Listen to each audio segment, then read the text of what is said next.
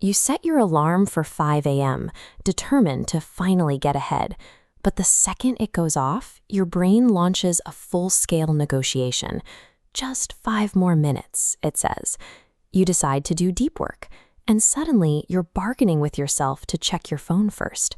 You might call this laziness or a lack of willpower. In reality, you are at war with your own consciousness. To understand how to win this war, we have to look back to 16th century Japan. Meet Takeshi. By 16, he was a martial prodigy. He had spent his entire childhood relentlessly conditioning his body for the brutal reality of combat. But during his 4th lethal duel, an opponent charged. Takeshi's body knew the exact countermove. He had practiced it 1,000 times, but his mind intervened. He froze. For 3 seconds, his mind hijacked his physical reflexes. A flood of scenarios rushed in. What if the opponent's blade is faster? What if this is the strike that ends it all? Takeshi barely won. That night, sitting alone, a terrifying realization washed over him. He had spent 6 years strictly training his body to respond to his commands, but he had spent 0 hours training his wild, chaotic mind. He did something that baffled his peers.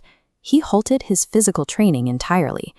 Instead, he decided to treat his own mind as an untamed animal that needed to be broken. True mental discipline requires a sharp distinction between your identity and your mind. You are the decision maker. Your mind is a tool that must be trained to obey you. Takeshi began by documenting his own failure.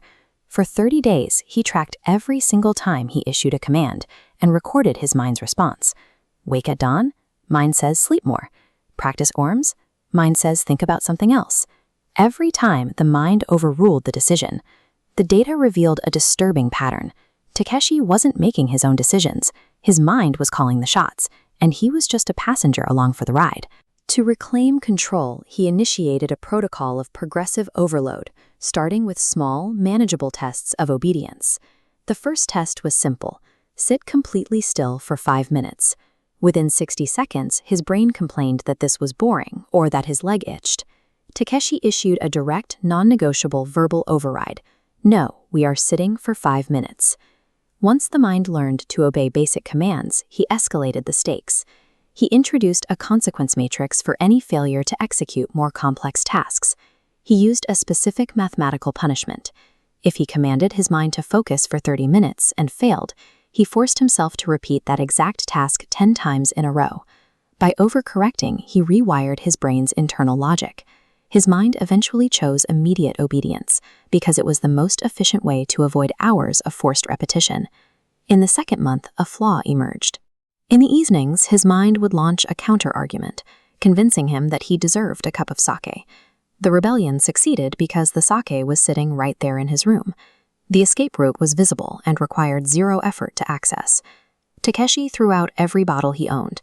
If he wanted sake now, he had to walk 20 minutes to the village, pay for it, and walk back. He designed an environment where disobedience took far more effort than just following his own rules. He identified a subtler loophole. This timeline shows the space between command and action, where the brain bargains and negotiates. Takeshi snapped this gap shut with a 3-second rule. Command given, action begins. By 3, he had to be moving. If his physical body had not started moving by the 3-second mark, the 10 times punishment was instantly triggered. Eliminating the delay between thought and execution starves the brain of the time it needs to generate internal resistance.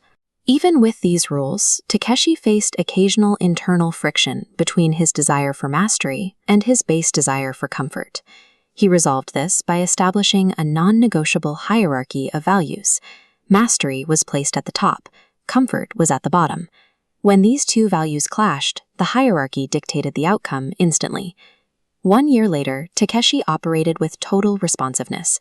He woke, trained, and fought without internal debate.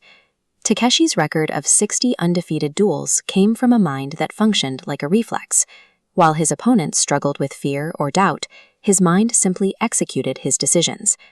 Each time you bargain with your alarm clock or delay a task today, you reinforce your mind's independence.